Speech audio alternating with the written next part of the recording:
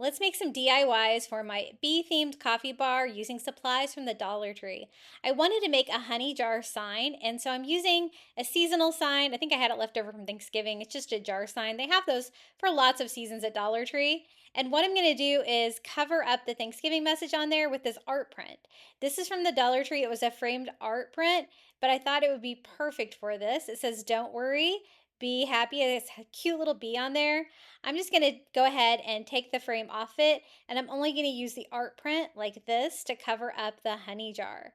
The top of it is already covered in burlap, so I think that's perfect. I just sketch out the curvature of the jar sign here on the art print and cut this down to size. Now, I was trying to decide if I could attach this to it, if you would be able to see the Thanksgiving design through it, and it's pretty thick, so I think that it's going to be just fine. I just attached some Mod Podge to the back and simply glue it over the jar.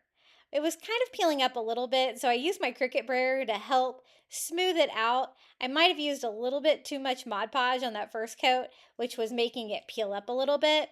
Once I got it down though, I did seal it with more Mod Podge here on the top and just smoothing it out to make sure I don't have any bubbles on there. I do a couple of coats to seal it and really make it more of a permanent piece.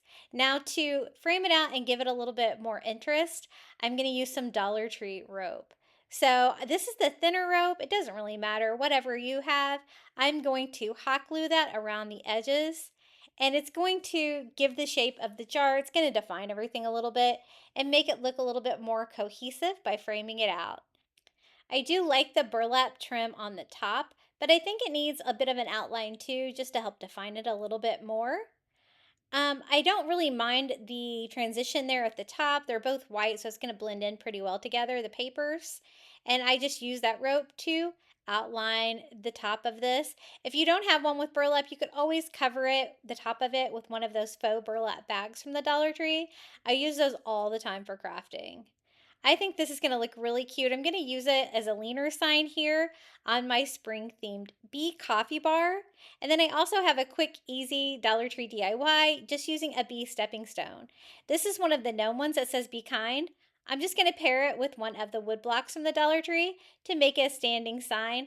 I like to use these little stepping stones for coffee bars, tier trays. I find them a little small to actually use as stepping stones in the garden, but for this, I think it works perfectly. They also have some new ones this year that have flowers and bees on them. Those would be really cute as well. That's all I need to do to this DIY. This is how the coffee bar turned out with the bee theme. If you would like to see more DIYs, be sure to check out my YouTube channel at Crafty Beach. And until next time, happy crafting.